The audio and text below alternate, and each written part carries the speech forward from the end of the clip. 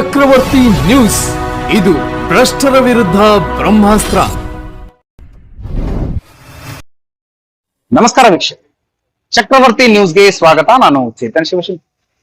ಚಕ್ರವರ್ತಿ news ನ ಸುದ್ದಿಗಳು ನಿಮ್ಗೆ ಸರಿಯಾಗಿ ತಲುಪ್ತಾ ಇಲ್ವಾ?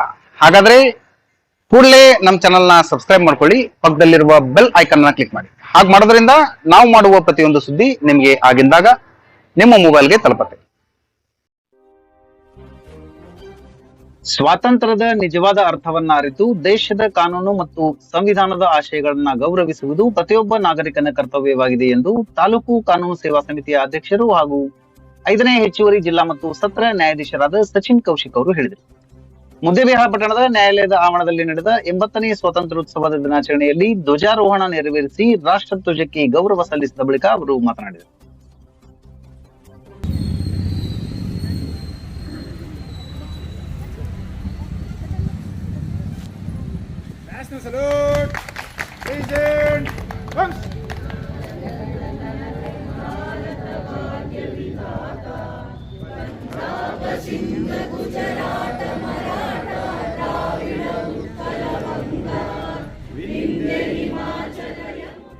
ದೇಶಕ್ಕೆ ಸ್ವಾತಂತ್ರ್ಯ ದೊರೆತಿರುವುದು ಕೇವಲ ಸಂಭ್ರಮಿಸಲಿಕ್ಕಲ್ಲ, ಸ್ವಾತಂತ್ರ್ಯಕ್ಕಾಗಿ ಹೋರಾಡಿದ ಮಹನೀಯರ ತ್ಯಾಗ, ಬಲಿದಾನ ಮತ್ತು ದೇಶದ ಸಂವಿಧಾನ ನೀಡುವ ಮೌಲ್ಯಗಳನ್ನ ನೆನಪಿಸಿಕೊಳ್ಳುವ ಜೊತೆಗೆ ಸ್ವಾತಂತ್ರ್ಯದ ಮೌಲ್ಯ ಉಳಿಸುವ ಹೊಣೆ ಪ್ರತಿಯೊಬ್ಬ ನಾಗರಿಕನ ಮೇಲಿದೆ ಎನ್ನುವುದನ್ನ ಯಾರೊಬ್ಬರೂ ಮರೆಯಬಾರದು ಎಂದು. ಸ್ವಾತಂತ್ರ್ಯ ದಿನಾಚರಣೆ ಆಚರಿಸಲಿಕ್ಕೆ ಈ ಫ್ಲಾಗ್ ಹೋಸ್ಟಿಂಗ್ ಮಾಡಿದೀವಿ. ಇದ್ರದ್ದು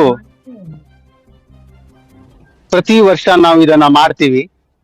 ಇದ್ರದ್ದು ನಾವು ಮಹತ್ವ ಏನಂದ್ರೆ, ನಾವೇ ನಮ್ಮನ್ನ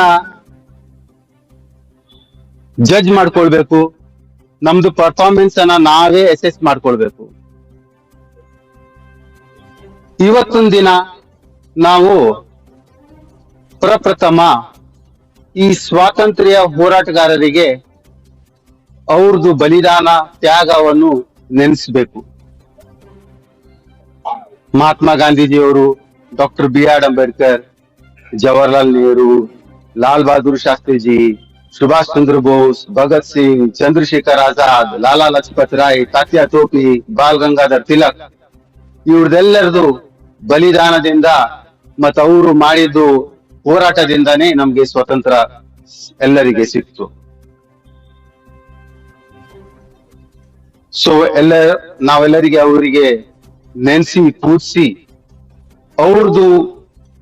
ಅವರಿಂದ ನಾವು ಅದನ್ನ ಇನ್ಸ್ಪಿರೇಷನ್ ತಗೊಳ್ಬೇಕು. ಇತ್ತೀಚೆಗೆ ಕಾಮನ್ವೆಲ್ತ್ ಗೇಮ್ಸ್ ನಡೀತು. ನಮ್ ದೇಶದ ಪರ್ಫಾರ್ಮೆನ್ಸ್ ಅಸೆಸ್ ಮಾಡಿದವಾಗ ನಮ್ ದೇಶ 4ನೇ ಸ್ಥಾನಕ್ಕೆ ಬಂತು. ಟೋಟಲ್ 39 ಮೆಡಲ್ಸ್ ನಮ್ ದೇಶನ್ನ ಗೆದ್ದು ತಂದಿದೆ.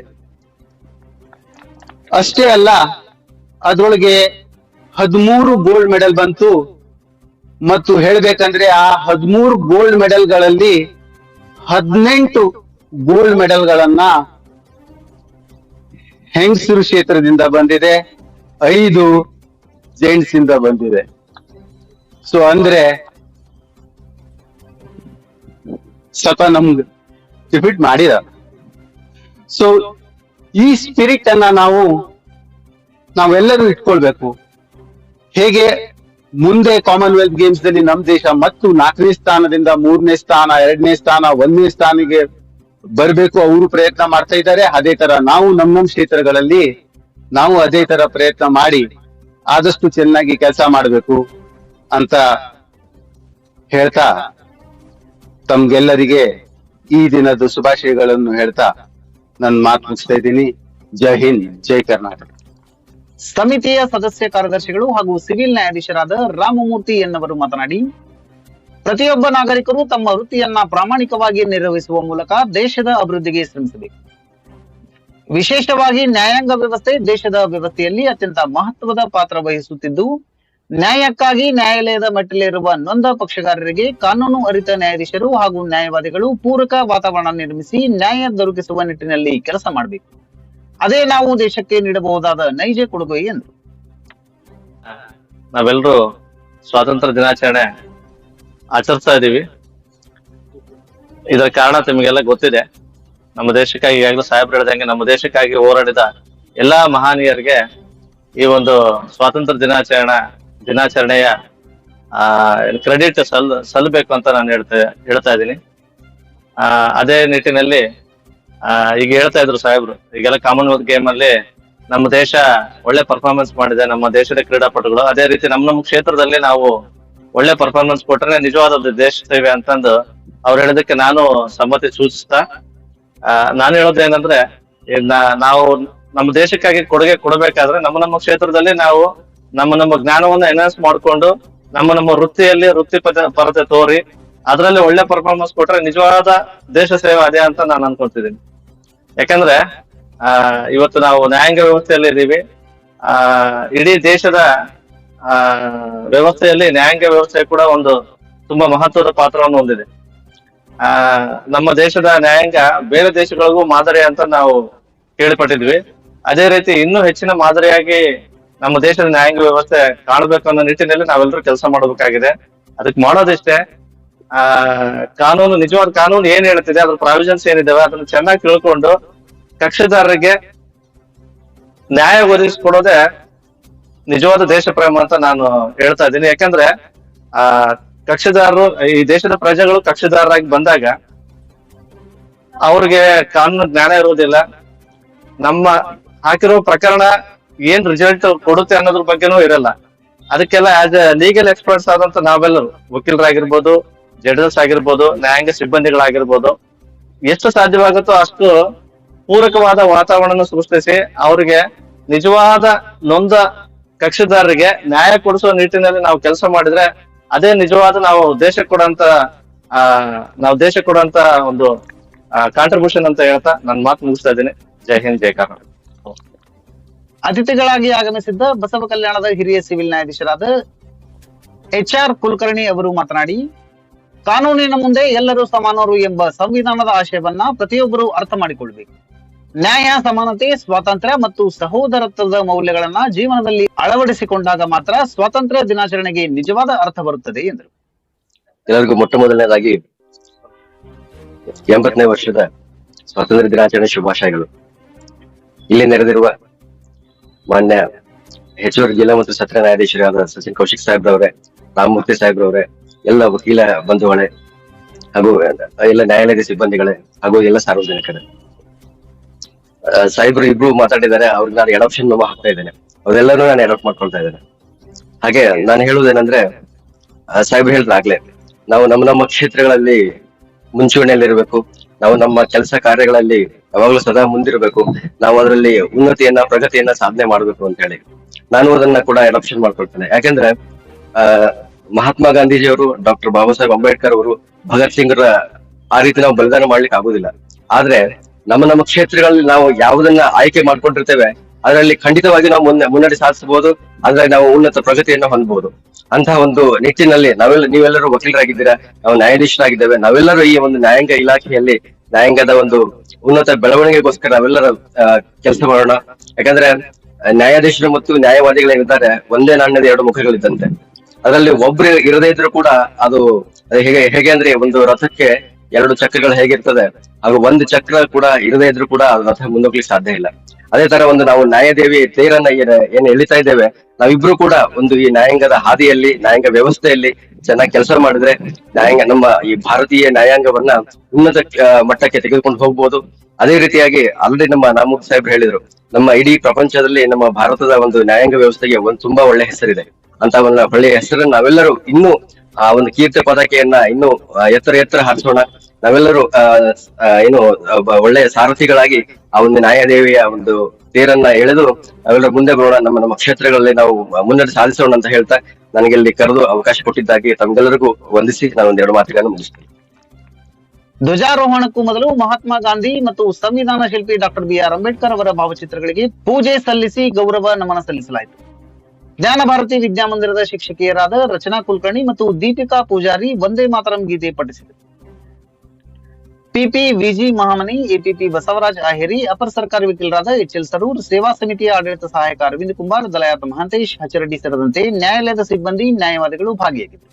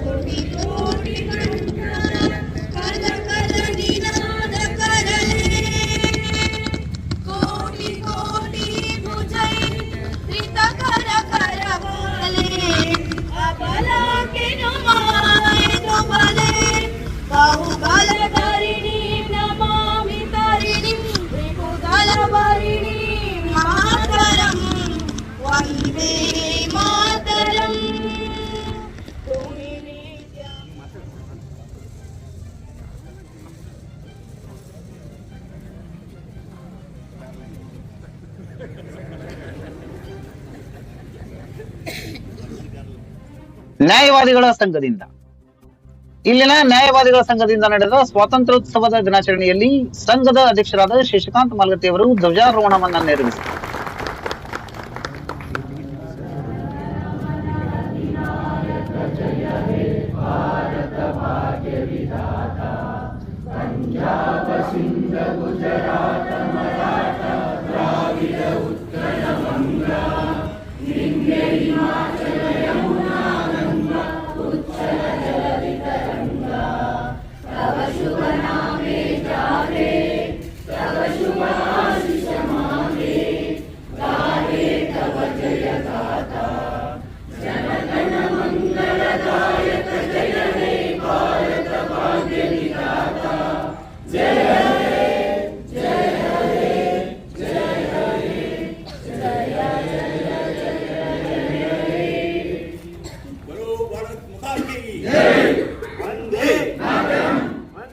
ಬಳಿಕ ಮಾತನಾಡಿದ ಅವರು, ಪ್ರಾಮಾಣಿಕತೆ, ಶಿಸ್ತು, ಪ್ರೀತಿ, ದೇಶದ ಐಕ್ಯತೆ, ಕರುಣೆ ಹಾಗೂ ದೇಶ ಪ್ರೇಮದಂತಹ ಮೌಲ್ಯಗಳನ್ನ ಪ್ರತಿಯೊಬ್ಬರು ತಮ್ಮ ವ್ಯಕ್ತಿತ್ವದಲ್ಲಿ ಮೈಗೂಡಿಸಿಕೊಂಡು ಜೀವನ ನಡೆಸಿದಾಗ ಮಾತ್ರ ಸ್ವಾತಂತ್ರ್ಯಕ್ಕಾಗಿ ಹೋರಾಡಿದ ಮಹನೀಯರಿಗೆ ನಿಜವಾದ ಗೌರವ ಸಲ್ಲಿಸಿದಂತಾಗುತ್ತದೆ ಎಂದರು. ಆಗ ನಮ್ಮ British viceroy lord Mount baton ಅವರು 1945ರಲ್ಲಿ ಕಮಾಂಡೆಂಟ್ ಆಗಿರ್ತಾರೆ, ಬ್ರಿಟಿಷ್ ಕಮಾಂಡೆಂಟ್ ಆಗಿರ್ತಾರೆ. ಆ ಕಮಾಂಡೆಂಟ್ ಆದಾಗ ಆ ಎಳೆ ಮಹಾಯುದ್ಧದಲ್ಲಿ ಈ ಜಪಾನ್ ಸೇನೆ ಅವರಿಗೆ ಶರಣಾಗ್ತದೆ. ಆಗಸ್ಟ್ 15ರಂದು 45 ಆಗಸ್ಟ್ 15ರಂದು ಜಪಾನ್ ಸೇನೆ ಅವರಿಗೆ ಶರಣಾದಾಗ ಅವ್ರಿಗೆ ಅದು ಲಕ್ಕಿ ಡೇ ಅಂತ ಅನ್ಸ್ಕೊಳ್ತಾರೆ. Lucky day August 15, 45. ಆ ಲಕ್ಕಿ ಡೇ ಅಂದ್ರ ಅವನು ನಮ್ಗೆ ಸ್ವಾತಂತ್ರ್ಯ ಕೊಡ್ಲಿಕ್ಕೆ ನಿರ್ಧಾರ ಮಾಡ್ತಾನ, ಅಂದೇ ಕೊಡ್ಬೇಕಂತೇಳಿ. ಆದ್ರೆ ಅಂದೇ ಕೊಡ್ಬೇಕಂದಾಗ ಆಗಿನ ಕಾಲದಲ್ಲಿ ಸಿಕ್ಕ ಕೆಲವಷ್ಟು ಜನ ಯೋಚಿಸಿದ್ರು, ಇಲ್ಲ ನೀವು ಆಗಸ್ಟ್ 15, 40ಕ್ಕೆ ಸ್ವಾತಂತ್ರ್ಯ ಕೊಡಬಾರ್ದು ಅಂತ ಹೇಳಿ ಅವ್ನ ಸಲಹೆಯನ್ನು ನೀಡ್ತಾರೆ. ಆದ್ರೆ ನನಗೆ ಅದು ಲಕ್ಕಿ ಡೇ, ಅಂದೇ ನಾನು ಭಾರತಕ್ಕೆ ವಿಭಜನೆಯ ಜೊತೆಗೆ ಸ್ವಾತಂತ್ರ್ಯವನ್ನು ಸಿಕ್ಕ ನೀಡ್ತೀನಿ ಅನ್ನೋ ಮಾತನ್ನ ಅವ್ರು ಹೇಳ್ತಾನೆ. ಆಗ ಅವರು ಒಂದು ಸಲಹೆಯನ್ನ ನೀಡ್ತಾರೆ. ಪುರೋಹಿತರು ಒಂದು ಸಲಹೆ ಏನಪ್ಪಾ ಅಂತಂದ್ರೆ, ಈ 47 ಆಗಸ್ಟ್ ಅಂದ್ರೆ ಮಧ್ಯರಾತ್ರಿ, ಅಂದ್ರೆ ಆಗಸ್ಟ್ 14, 47 ವೇಳೆ 11:39ರಿಂದ 15 ಆಗಸ್ಟ್ 47 ಮಧ್ಯರಾತ್ರಿ 12:39ಗೆ ಒಳ್ಳೆಯ ಗಳಿಗೆ 6 ಹೊತ್ತಿನಲ್ಲಿ ತಾವು ಸ್ವಾತಂತ್ರ್ಯವನ್ನ ನೀಡಬಹುದು ಅಂತ ಸಲಹೆಯನ್ನ ನೀಡ್ತಾರೆ. ಆಗ ಅವರೆಲ್ಲ ವಿಚಾರ ಮಾಡಿ, ಆಗ ಬ್ರಿಟಿಷ್ ಕಾಲದ ಪ್ರಕಾರ 12 ಗಂಟೆ ಮೇಲೆ ಒಂದು ದಿನ ಪ್ರಾರಂಭವಾಗ್ತದ. ಭಾರತೀಯರ ಪ್ರಕಾರ ಸೂರ್ಯೋದಯದ ನಂತರ ದಿನ ಪ್ರಾರಂಭವಾಗ್ತದ. ಅದಕ್ಕೆ ನಾವು ಮಧ್ಯರಾತ್ರಿನೇ 12 ಗಂಟೆ 1 ನಿಮಿಷಕ್ಕೆ ಭಾರತಕ್ಕೆ ವಿಭಜನೆಯ ಜೊತೆಗೆ ಸ್ವಾತಂತ್ರ್ಯವನ್ನ ನೀಡೋಣವನ್ನು ಮಾಡಿ ನಿರ್ಧಾರ ಮಾಡಿ ಅವತ್ತು ಮಧ್ಯರಾತ್ರಿಯೇ ನಮಗೆ ಲಾರ್ಡ್ ಮೌಂಟ್ ಬ್ಯಾಟನ್ ಅವರು ಸ್ವಾತಂತ್ರ್ಯವನ್ನ ನೀಡ್ತಾರೆ. ಇದೆಲ್ಲ ತಮಗೆಲ್ಲ ಗೊತ್ತಿರುವಂತ ವಿಷಯ. ಇಂಥ ಒಂದು ಸ್ವಾತಂತ್ರ್ಯವನ್ನ ನಾವು ಎಷ್ಟರ ಮಟ್ಟಿಗೆ ಸದ್ಬಳಕೆಯನ್ನ ಮಾಡಿದ್ದೇವೆ ಅನ್ನೋದು ವಿಚಾರ ಮಾಡುವಂತಹ ಸಂಗತಿ. ಯಾಕಂದ್ರೆ ಇವತ್ತಿನ ದಿವಸ ಸ್ವೇಚ್ಛಾಚಾರವಾಗಿ ನಮಗೆ ಸ್ವಾತಂತ್ರ್ಯ ಇದೆ ಅಂತ ಸ್ವೇಚ್ಛಾಚಾರವಾಗಿ ನಾವು ನಮ್ಮ ಬದುಕನ್ನ ಸಾಗಿಸ್ತಾ ಇದ್ದೀವಿ. ಭಾರತವನ್ನ ಸ್ವಾತಂತ್ರ್ಯವನ್ನ ತಂದುಕೊಟ್ಟ ಮಹಿಳೆಯರಿಗೆ ನಾವು ಯಾವ ರೀತಿ ಗೌರವವನ್ನ, ಅವರ ಆದರ್ಶಗಳನ್ನ, ಅವರ ಶಿಸ್ತನ್ನ, ಅವರ ದೇಶ ಪ್ರೇಮವನ್ನ ನಾವು ಯಾವ ರೀತಿ ಕಾಪಾಡಿಕೊಳ್ತೇವೆ ಅನ್ನೋದು ನಾವೆಲ್ಲ ವಿಚಾರ ಮಾಡುವಂತ ಪರಿಸ್ಥಿತಿ. ಯಾಕಂದ್ರೆ ನಾವು ಸ್ವಾತಂತ್ರ್ಯ ದಿನದಂದು ಈ ರಾಷ್ಟ್ರಕ್ಕೆ ನಾವು ಐಕ್ಯತೆಯ ಸಲುವಾಗಿ, ಅಖಂಡ ಭಾರತದ ಸಲುವಾಗಿ ನಾವು ನಮ್ಮನ್ನ ತ್ಯಾಗ ಮಾಡಬೇಕು ಅಂತ ವ್ಯಕ್ತಿತ್ವವನ್ನ ನಾವೆಲ್ಲ ಬೆಳೆಸಿಕೊಳ್ಬೇಕು. ನಾವು ನಮ್ಮ ಜೀವನದಲ್ಲಿ ಪ್ರಾಮಾಣಿಕತೆ, ಶಿಸ್ತು, ಸಂಯಮತೆ, ಸಹಕಾರ, ಪ್ರೀತಿ, ಕರುಣೆ, ದೇಶ ಪ್ರೇಮ, ದೇಶದ ಐಕ್ಯತೆ ಅವೆಲ್ಲ ನಮ್ಮ ವ್ಯಕ್ತಿತ್ವದಲ್ಲಿ ಮೈಗೂಡಿಸಿಕೊಂಡಾಗ ನಾವು ಸ್ವತಂತ್ರರಿಗೆ ಕೊಡುವಂತ ನಿಜವಾದ ಗೌರವ ಅನ್ನೋ ಮಾತನ್ನ ಈ ಸಂದರ್ಭದಲ್ಲಿ ನಾನು ಹೇಳಿಕೆ ಇಚ್ಛೆ ಪಡ್ತಾ ಇದ್ದೀನಿ. ಇದೇ ವೇಳೆ ಹಿರಿಯ ನ್ಯಾಯವಾದಿಗಳಾದ MH ಹಾಲಣ್ಣವರವರು ಮಾತನಾಡಿ, ನಮ್ಮ ದೇಶ ಸ್ವಾತಂತ್ರ್ಯ ಪಡೆದ ಮೇಲೆ ಏನು ಸಾಧನೆ ಮಾಡಿದೆ ಎಂಬ ಬಗ್ಗೆ ಪ್ರತಿಯೊಬ್ಬರು ಆತ್ಮಾವಲೋಕನ ಮಾಡಿಕೊಳ್ಳಬೇಕಾಗಿದೆ. ಸಾಕಷ್ಟು ಕ್ಷೇತ್ರಗಳಲ್ಲಿ ಸಾಧನೆ ಮಾಡಿದ್ದೇವೆ ಎಂದಾದರೂ ಪ್ರತಿ ಕ್ಷೇತ್ರದಲ್ಲಿ ಭ್ರಷ್ಟಾಚಾರ ತುಂಬಿ ತುಳುಕುತ್ತಿದೆ. ಕೆಲವು ಕುತಂತ್ರಿಗಳು ದೇಶವನ್ನ ಒಡೆಯುವ ಹುನ್ನಾರ ಮಾಡುತ್ತಿದ್ದಾರೆ. ಸಂವಿಧಾನವನ್ನ ಬದಲಾಯಿಸಬೇಕೆನ್ನುವ ಮನಸ್ಥಿತಿ ಹೊಂದಿದ್ದಾರೆ. ಹೀಗಾದರೆ ದೇಶದ ಐಕ್ಯತೆಯನ್ನ ಕಾಪಾಡುವಲ್ಲಿ ವಿಫಲರಾಗುತ್ತೇವೆ ಎಂದರು. ನಮ್ಗೆ 1947 ಆಗಸ್ಟ್ 15ರಂದು ಸಿಕ್ತು. ಆದ್ರೆ ಕಳ್ಕೊಂಡದ್ದು ಯಾವಾಗ? ಸ್ವಾತಂತ್ರ್ಯ ನಮ್ಮ ದೇಶದ ಹೋಯ್ತು ಯಾವಾಗ? ಅದೂ ಭಾಳ ಇಂಪಾರ್ಟೆಂಟ್ ಅದು. ನನ್ನ ಒಂದು ವೈಯಕ್ತಿಕ ನನ್ನ ವಿಚಾರಗಳನ್ನ ತಮ್ಮ ಜೊತೆ ಹಂಚ್ಕೊಳ್ಬೇಕಂದ್ರೆ 1757 ಏನು ರಾಬರ್ಟ್ ಕ್ಲೈವ್ ಈ ಬಂಗಾಳದ ಸಿರಾಜುದ್ದೀನ್ ರಾಜನ ಮೇಲೆ ಏನು ಕ್ಲಾಸಿಕ್ ಅದನ್ನು ಏನು ಮಾಡಿದ್ವಿ. ಅವಾಗ ಇಲ್ಲಿ ಬಂದು ವಸಾಹತುಗಳನ್ನು ಕಲ್ಕತ್ತಾ, ಬಾಂಬೆ, ಮಡ್ರಾಸ್ ಅಲ್ಲಿ ತನ್ನ ವಸಾಹತುಗಳನ್ನು ಮಾಡಿದ ಗವರ್ನರ್ ಯಾರು? Robert Clive. ಮುಂದೆ 1773 ರೆಗ್ಯುಲೇಟಿಂಗ್ ಆಕ್ಟ್ ಏನು ಬಂತ, ನಿಜವಾಗಿ ನಾವು ಸ್ವಾತಂತ್ರ್ಯ ಕಳ್ಕೊಂಡು ಆ ಬ್ರಿಟಿಷರ ಕಾನೂನುಗಳೇನೇನು ಬಂದವಲ್ಲ 1773 ರೆಗ್ಯುಲೇಟಿಂಗ್ ಆಕ್ಟ್ ಕಾನೂನುಗಳನ್ನು ಬಂದ್ಬಿಟ್ಟು ಅವಾಗ ನಮ್ಮ ದೇಶದ ಸ್ವಾತಂತ್ರ್ಯವನ್ನು ನಾವು ಕಳ್ಕೊಂಡೆವು. ನಾವು ನಮ್ಮ ಇಚ್ಛೆಯ ಪ್ರಕಾರ ನಾವು ಆಡಳಿತ ಮಾಡಲಿಕ್ಕೆ ನಾವು ಹಕ್ಕದಾರರಲ್ಲ.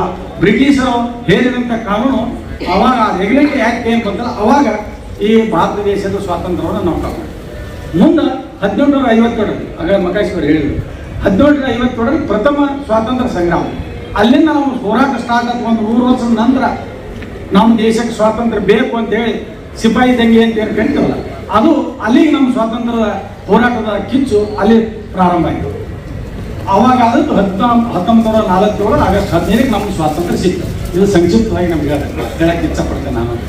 ಈಗ ಸ್ವಾತಂತ್ರ್ಯಕ್ಕಾಗಿ ಆಗ ಸಾಹೇಬ್ ಹೇಳಿದಂಗೆ ನಮ್ಮ ದೇಶದ ಅನೇಕ ಮಹಾತ್ಮರು, ಅನೇಕ ಯೋಧರು ತಮ್ಮ ಪ್ರಾಣವನ್ನೇ ತ್ಯಾಗ ಮಾಡಿ ನಮಗೆ ಸ್ವಾತಂತ್ರ್ಯವನ್ನು ಕೊಡಿಸಿದ್ರು.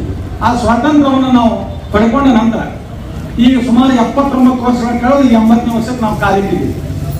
ಈ 79 ವರ್ಷಗಳಲ್ಲಿ ಸ್ವಾತಂತ್ರ್ಯ ಸಿಕ್ಕ ನಂತರ, ಸ್ವಾತಂತ್ರ್ಯ ಸಿಗುವಾಗ ನಮ್ಮ ದೇಶದ ಪರಿಸ್ಥಿತಿ ಎಷ್ಟು ಕೆಟ್ಟಿತ್ತು ಅನ್ನೋದು ಒಂದು ಕ್ಷಣ ನಾವು ವಿಚಾರ ಮಾಡಬೇಕಾಗುತ್ತೆ. ಬ್ರಿಟಿಷರು ಎಲ್ಲ ನಮ್ಮ ದೇಶದ ಸಂಪತ್ತನ್ನು ಎಲ್ಲ ಲೂಟಿ ಮಾಡಿಕೊಂಡು ಖಜಾನೆಯನ್ನು ಖಾಲಿ ಮಾಡಿ ತಮ್ಮ ದೇಶಕ್ಕೆ ತಗೊಂಡು ಹೋಗ್ಬಿಟ್ರು.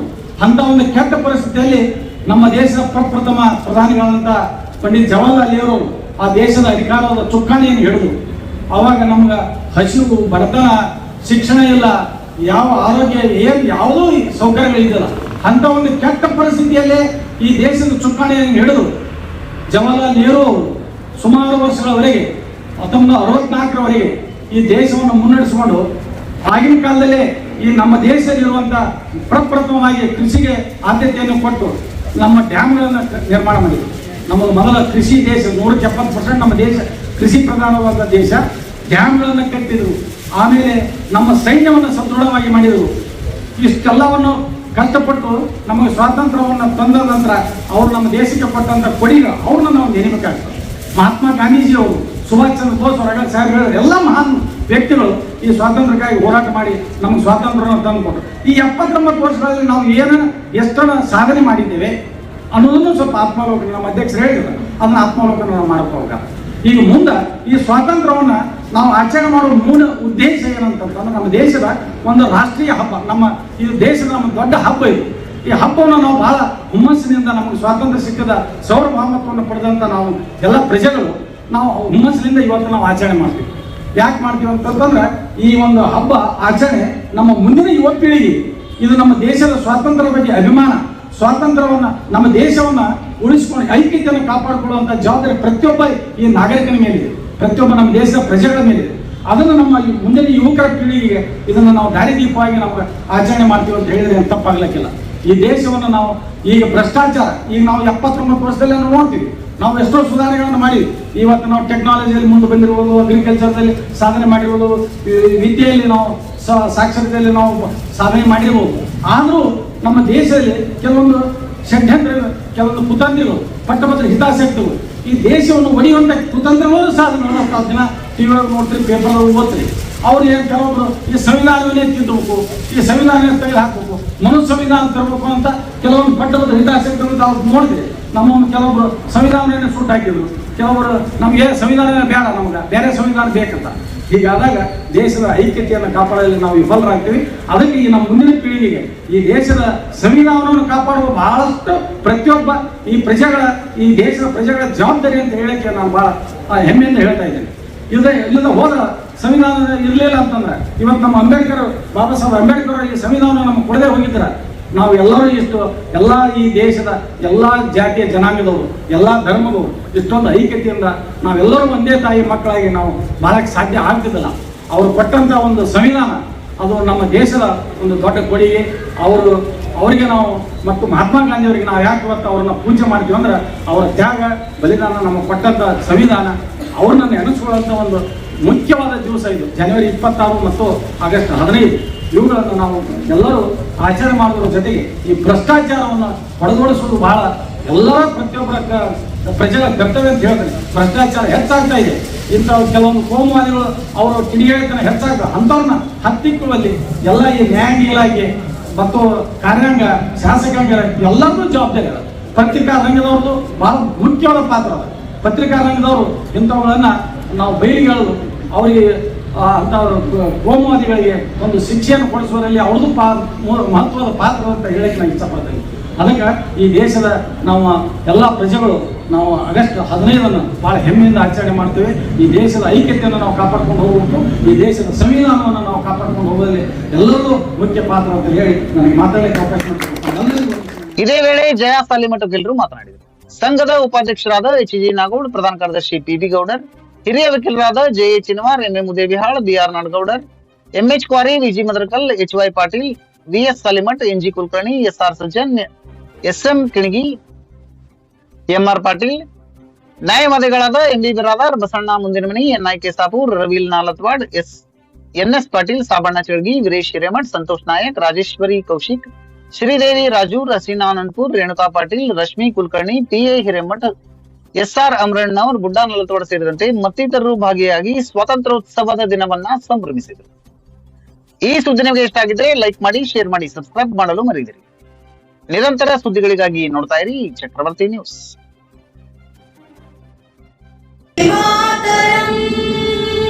ಕೋಟಿ ಕೋಟಿ ಕಂಠ ಕಲ ಕಲ ನಿನಾದ ಕರಲೆ, ಕೋಟಿ ಕೋಟಿ ಭುಜೈ ಧೃತ ಕರ ಕರವಾಲೆ, ಅಬಲಾ के नमाए तो बले, बाहुबल धरिणी नमामि तरिणी, रिपुदल वरिणी मातरम, Vande Mataram.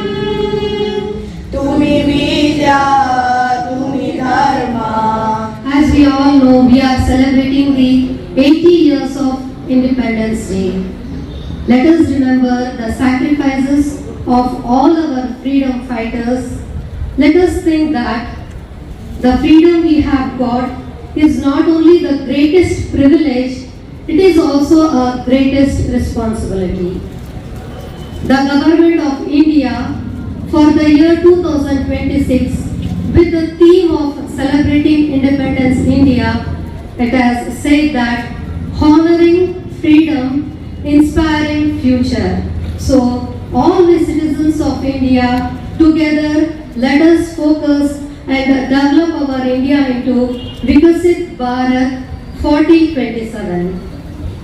As we all know, the preamble of our India starts with the inspiring line, "We the people of India." Article 51A speaks that the Constitution abide, respect and instructions of the Constitution, respect the national flag and respect the national anthem. So all the citizens of India, all the advocates, all the teachers, all the farmers, all the soldiers, all the police, each and everyone, let us promise that we shall respect the Constitution of India, we shall respect our national anthem, we shall respect our national flag, we shall respect women and children, we shall protect the public property. So on this auspicious occasion, Today, it is also remembered that 150 years of Vande Mataram. It was a great pleasure that we all had a patriotic morning singing the Vande Mataram. So once again, I wish each and everyone a very happy Independence Day. Thank you for giving me an opportunity to address.